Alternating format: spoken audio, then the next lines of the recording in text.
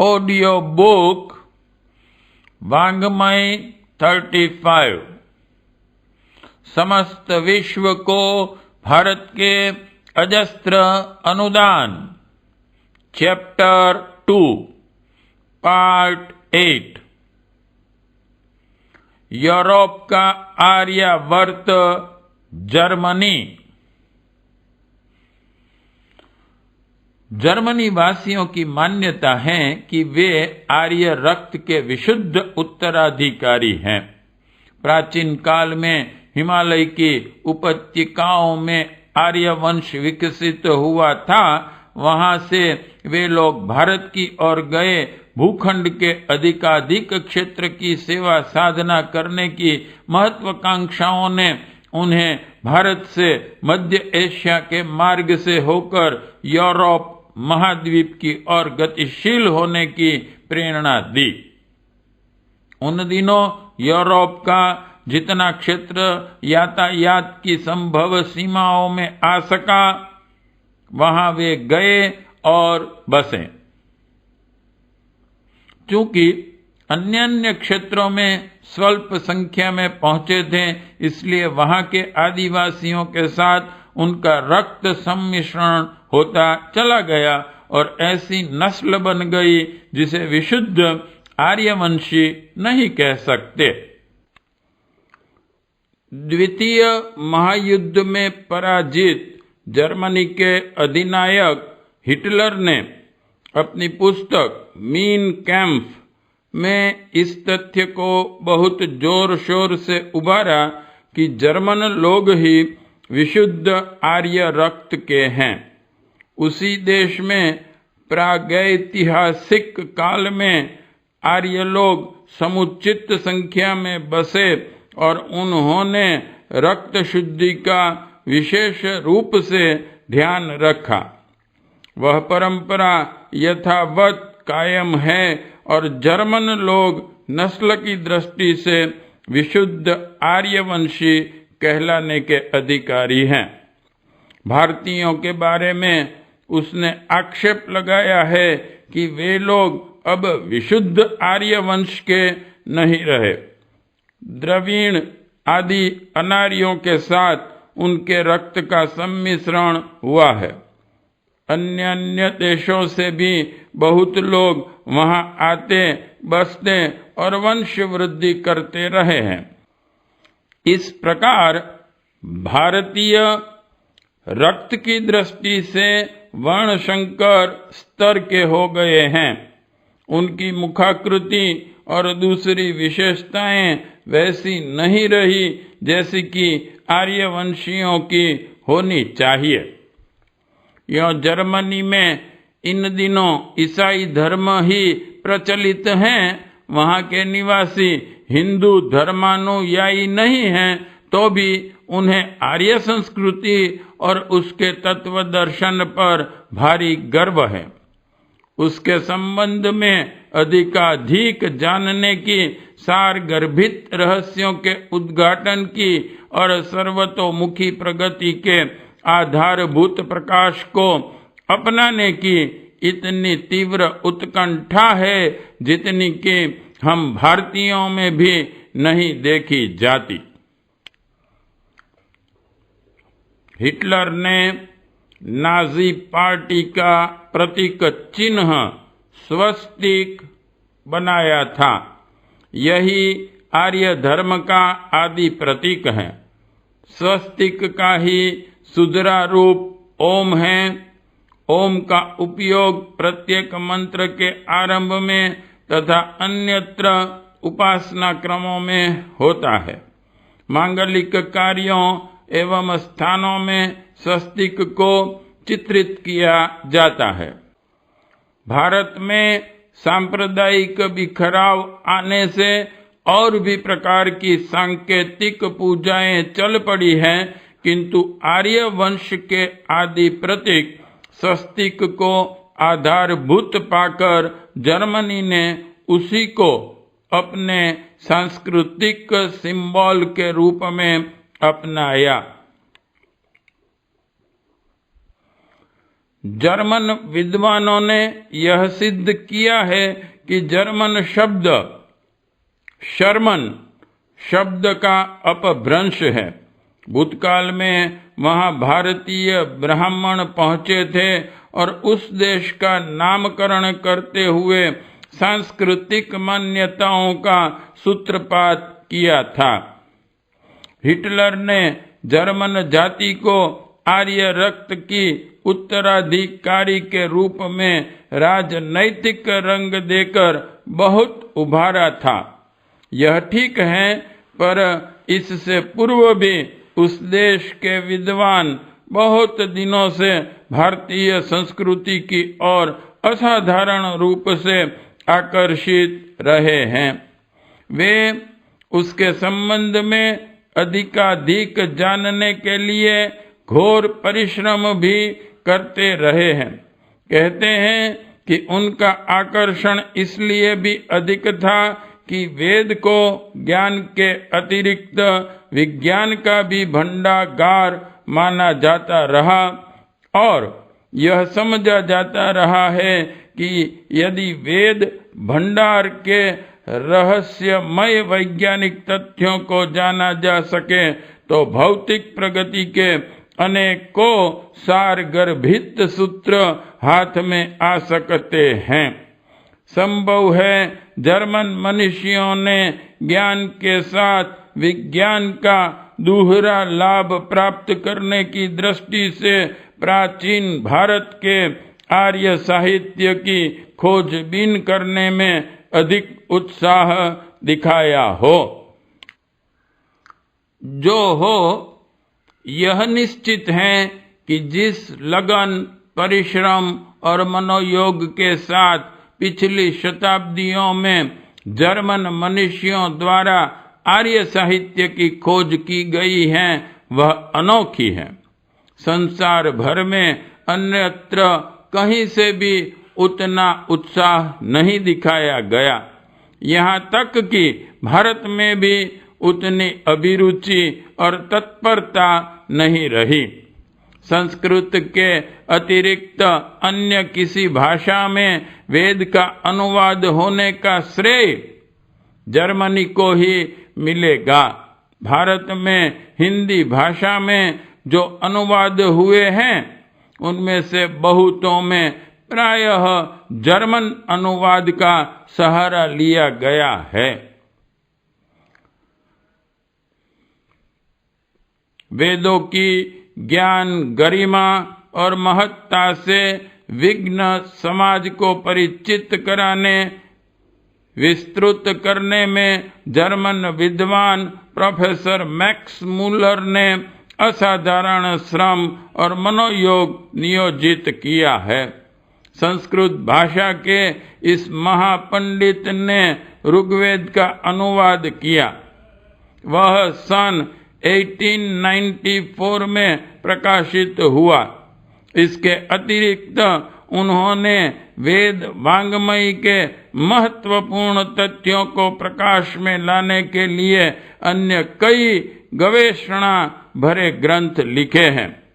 Secret book of the east पुस्तक माला के अंतर्गत इनका प्रकाशन हुआ है और वह शोध निबंधों में प्राच्य विद्या के संबंध में बहुत ही प्रामाणिक माने जाते हैं।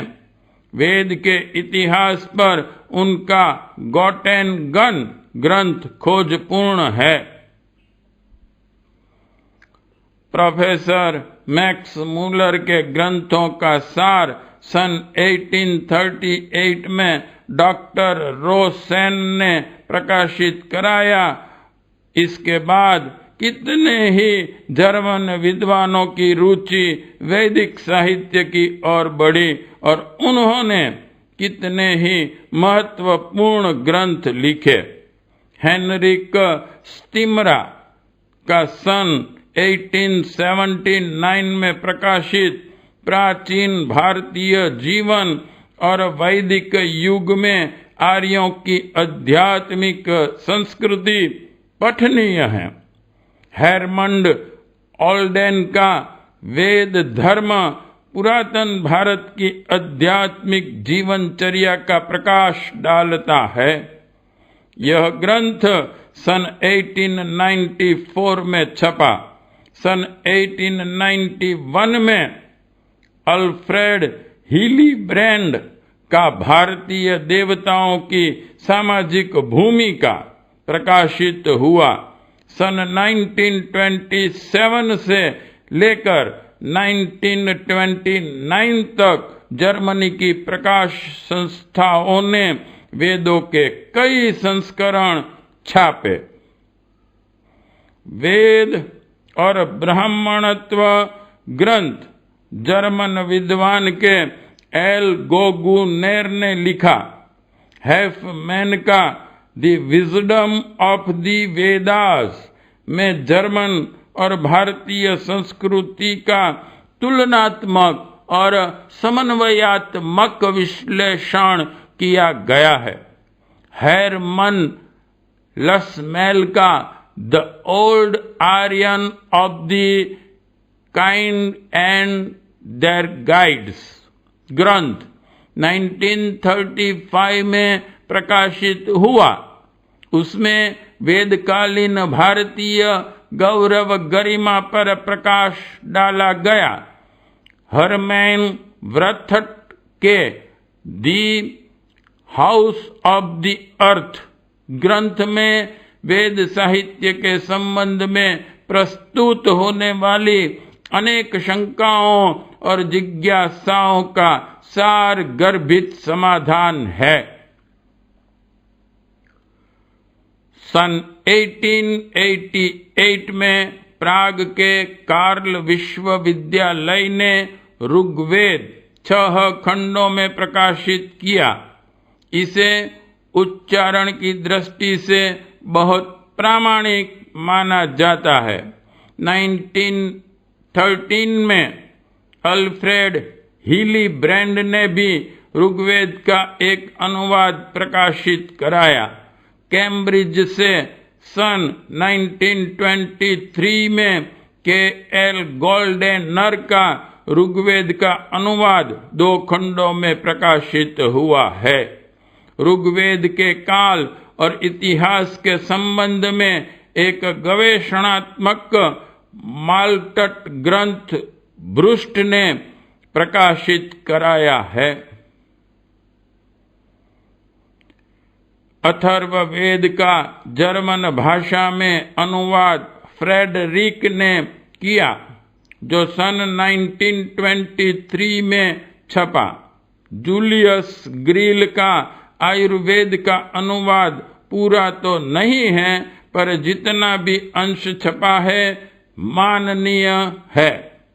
ग्रील ने अथर्ववेद के कुछ अंशों का जर्मन भाषा में पद्यानुवाद किया है, जो सन 1879 में छपा था।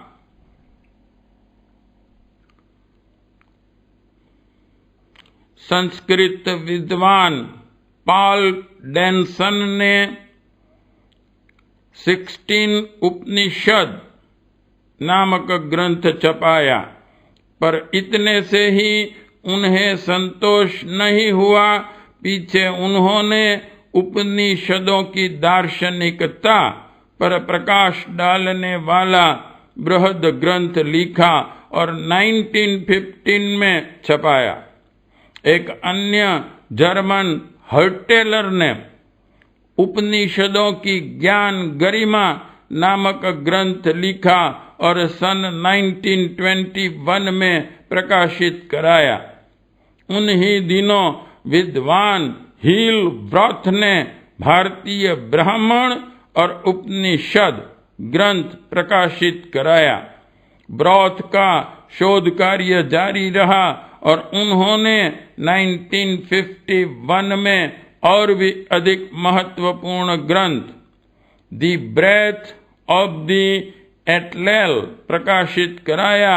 इन ग्रंथों का गंभीरता पूर्वक अध्ययन करने से पता चलता है कि लेखकों को भारतीय धर्म एवं संस्कृति में कितनी गहरी दिलचस्पी थी और उन्होंने तत्संबंधी ज्ञान का उद्घाटन करने के लिए कितना अधिक श्रम किया।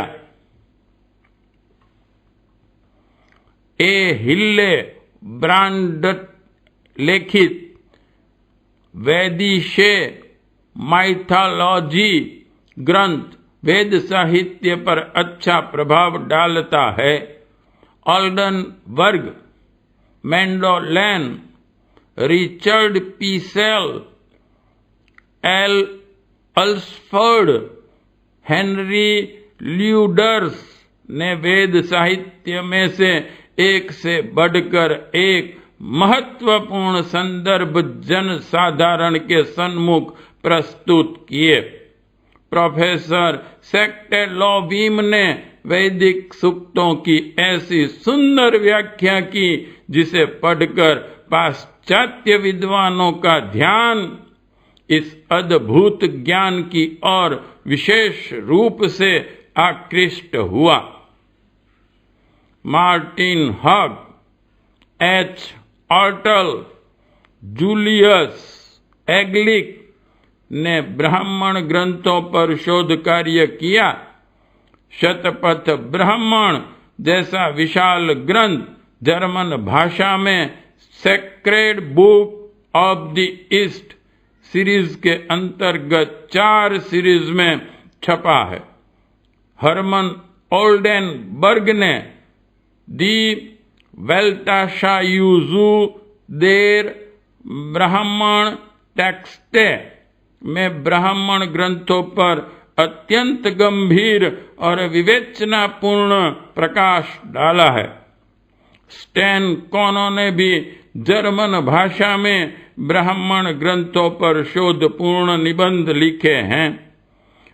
विल्हेम राड लिखित स्टार्ट उष्ठ गोसिल शथ इन आल्टेन इंडियन ग्रंथ में ब्राह्मण ग्रंथों के दर्शन पर गंभीर प्रकाश डाला गया है।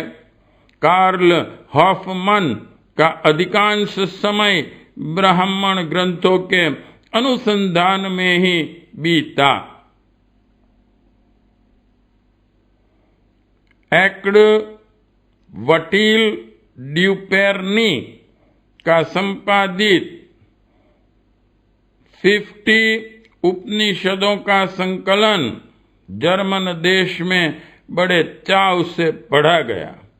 आर्थर शोपेनहावर, ऑटो बोथालिक्ड, हिल्ले, ग्रांट्स योहालेस, हर्टेल, एडवर्ड एयर ने उपनिषदों की विवेचना पर सार गर्भित ग्रंथ लिखे हैं। प्रोफेसर पाल ड्यून का 60 उपनिषदों का समीक्षा सहित अनुवाद ग्रंथ दी फिलोसॉफी देयर उपनिषद्स पढ़ने से प्रतीत होता है कि वे इस महान दर्शन से कितने अधिक प्रभावित थे। उनने अपना नाम बदलकर देवसेन रख दिया था। उपनिषद साहित्य पर ओल्डेनबर्ग का दी ले अ रे देर उपनिषदेन डंठ द ऑन फ्राडे देज बुद्धिज्यूस तथा जैकोबी का दी एंड विक्लुंग देर गॉटेस डी वी देन इंडर्स ग्रंथ पढ़ने से प्रतीत होता है कि इन लोगों ने कितनी गहराई से उन्हें पढ़ा और खोजा है और उनका सार तत्व विज्ञ समाज के सन्मुख रखा है। वेद, ब्राह्मण, उपनिषदों से आगे बढ़कर जर्मन विद्वानों ने पुराणों पर भी खोज की है और उनमें से कईयों को अनुवादित सहित प्रकाशित कराया है। पुराणों पर समीक्षात्मक तथा गवेषणात्मक ग्रंथ भी छापे हैं। ज्यूरिथ का पुराणों का जर्मन अनुवाद छापा गया और इसके कई संस्करण प्रकाशित हुए। हाइनरिच जीमर का भारतीय पुराण सन 1926 में छापा था। इसे पढ़ने पर पुराणों के काल, उद्देश्य और आधार पर नवीन दृष्टिकोण उपलब्ध होता है। भारतीय संस्कृति के विभिन्न पक्षों पर प्रकाश डालने वाले कितने ही ग्रंथ भी जर्मनी में छिपे हैं। लेखकों ने गंभीर अध्ययन करके विस्मृत तथ्यों को विज्ञ समाज के सामने खोजपूर्ण सामग्री के रूप में प्रस्तुत किया है। एफ फनसेकर का ग्रंथ गंगा की कथा बर्लिन से सन 1857 में प्रकाशित हुआ था। उसमें पवित्र गंगा तथा उससे संबंधित उपाख्यानों पर सारगर्भित प्रकाश डाला गया है। फनसेकर का ही एक दूसरा ग्रंथ हैम्बर्ग से भारतीय दर्शन पर प्रकाशित हुआ है। इसमें पौर्वात्य और पाश्चात्य दर्शन शास्त्रों की तुलना करते हुए भारत के तत्वदर्शियों की सूक्ष्म बुद्धि को मुक्त कंठ से सराहा गया है। प्राचीन भारतीय साहित्य का इतिहास नामक ग्रंथ विक्टर निल्स ने लिखा है। यह इतना महत्वपूर्ण है कि उसका अनुवाद अंग्रेजी में हुआ, जिससे अंग्रेजी भाषी जनता को महत्वपूर्ण जानकारी प्राप्त हुई। जोहान जैकब मेयर ने कौटिल्य के अर्थशास्त्र का अनुवाद किया, जो 1926 में प्रकाशित हुआ। रिचर्ड स्मिथ ने वात्स्यायन के काम सूत्र का अनुवाद किया, वह सन 1897 में प्रकाशित हुआ। जर्मन भाषा के एक ग्रंथ मातंग लीला का भी रोचक अनुवाद उपलब्ध है। संस्कृत व्याकरण की जटिलता सर्वविदित है। जर्मन विद्वान यह प्रयत्न करते रहे कि उन्हें इस व्याकरण को जर्मन भाषा में उपलब्ध करने में सफलता मिले तो संस्कृत के महत्वपूर्ण ग्रंथों का समझना और उनका सार निकालना संभव हो सके। जिन खोजा तिन पाइया की उक्ति के अनुसार इस कार्य में कई जर्मन विद्वान लगे और कठोर परिश्रम के बाद अंततः उन्होंने सफलता प्राप्त कर ही ली। डॉक्टर कीलहर्न विशेषतया इसी प्रयोजन के लिए भारत आए और उन्होंने अनेक संस्कृत विद्वानों से बड़ी अनुनयन विनयन के पश्चात संस्कृत व्याकरण का ज्ञान प्राप्त किया। इससे पूर्व और भी कई जर्मन विद्वान इस दिशा में प्रयास कर चुके थे। इनमें ऑटो बॉथलिंग, अल्बर्ट वेबर, थियोडॉन गोल्डस्टर, जो एगलिंग, वी लेक्की, आर फ्रांके नाम विशेष रूप से उल्लेखनीय हैं। इन लोगों ने भी संस्कृत व्याकरण को जर्मन भाषा में प्रस्तुत करने के लिए घोर परिश्रम किया था। कीलहर्न ने इन प्रयत्नों में एक सुनहरी कड़ी और जोड़ दी। उन्होंने पतंजलि महाभाष्य पर एक सुंदर ग्रंथ लिखा है। वे भारत में बहुत दिनों तक अध्ययन करने के उपरांत जर्मनी लौट गए और वहां उन्होंने प्रोफेसर मैक्स मूलर के साथ वेदों के अनुवाद कार्य में सहयोग दिया। जर्मनी के गार्टिजन विश्वविद्यालय में वे संस्कृत के प्राध्यापक नियुक्त हुए। इसके अतिरिक्त उन्होंने एनसाइक्लोपीडिया ऑफ आर्यन रिसर्च नामक ग्रंथ का संपादन किया, जो अनेक जानकारियों से परिपूर्ण था। संस्कृत व्याकरण पर जर्मन भाषा में 2 और भी महत्वपूर्ण ग्रंथ हैं। 1. एडोल्फ स्टेजलर कृत एलिमेंटर बुक 2 संस्कृत स्प्राखे और जैकब बाकर नागेल कृत आल्टियस से ग्रामेटिका। इन ग्रंथों के सहारे जर्मन विद्वानों को संस्कृत साहित्य का गहन अध्ययन कर सकने की चाबी मिल गई। जर्मनी में अभी भी भारतीय दर्शन के प्रति गहरी आस्था है। वहाँ 11 विश्वविद्यालयों में भारतीय भाषाओं के पढ़ाने तथा शोध अन्वेषण की व्यवस्था है। योग विद्या सिखाने वाली 50 पंजीकृत पाठशालाएं भी चलती हैं। जर्मनी के दार्शनिक कांट, हीगल, शोपनहार, गेटे, शिलर, हेरमैन हेस आदि के विचारों पर भारतीय संस्कृति की गहरी छाप है।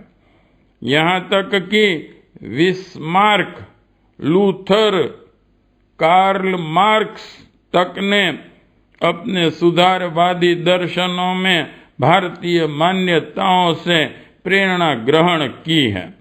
नीत्शे जैसा अति मानववादी नास्तिक तक अपने विचारों की पुष्टि में भारतीय प्रतिपादनों को प्रमाण रूप में प्रस्तुत करता रहा है। उपरोक्त पंक्तियों में जर्मनी में भारतीय तत्व ज्ञान के प्रति असाधारण श्रद्धा को ध्यान में रखते हुए प्रमुखता के साथ चर्चा की गई है, पर यह उत्साह न्यूनाधिक मात्रा में यूरोप के अन्य देशों में भी विद्यमान है। अंग्रेजी, फ्रेंच, ग्रीक, लैटिन आदि भाषाओं में भी आर्ष साहित्य के अनुवाद कम नहीं हुए हैं। उन देशों के निवासियों में भी भारतीय तत्व दर्शन के समझने को उत्कृष्ट अभिलाषा देखी जाती है। विश्वविद्यालयों के माध्यम से ऐसी शोधें होती रहती हैं जिससे भारतीय मान्यताओं का सहज ही प्रतिपादन होता है।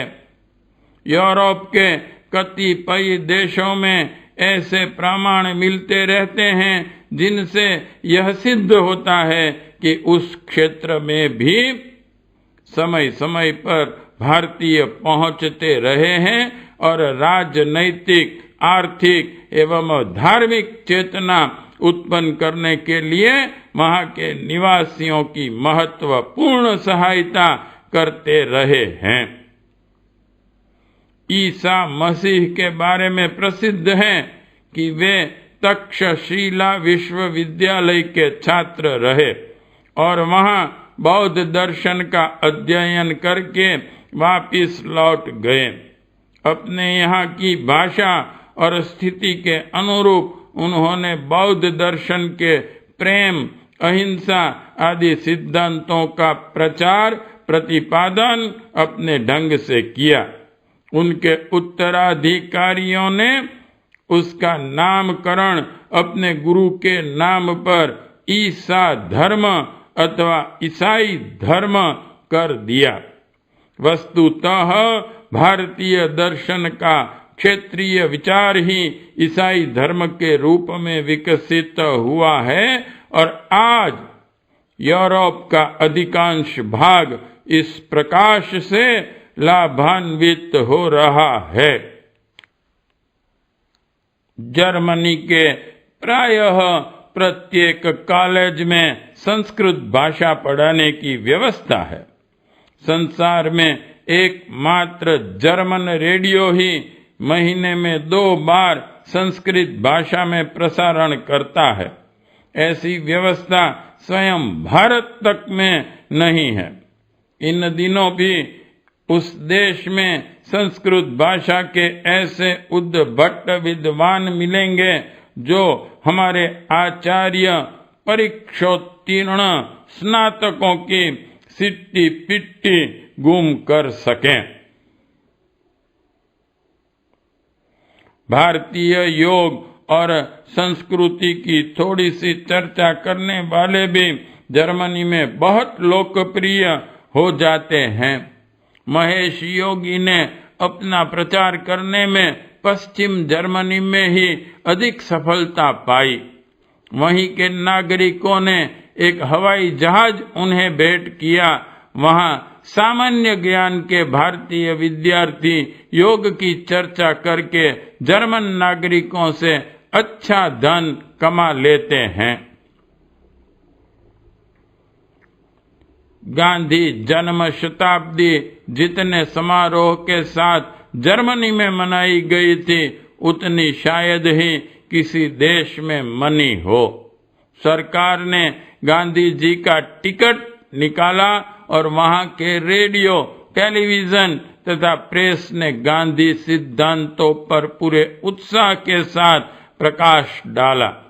कॉलेजों में गांधी व्याख्यान मालाएं चली और वह सिलसिला प्रायः 1 वर्ष तक चलता रहा।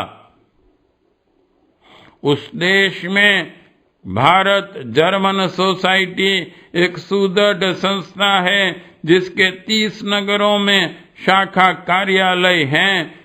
इस संगठन के द्वारा भारत और जर्मन को सांस्कृतिक दृष्टि से अधिक समीप लाने का प्रयत्न किया जाता है और उस देश में पढ़ने वाले छात्रों के लिए आवश्यक सुविधाएं जुटाने का प्रयत्न किया जाता है। पार्ट 8 समाप्त।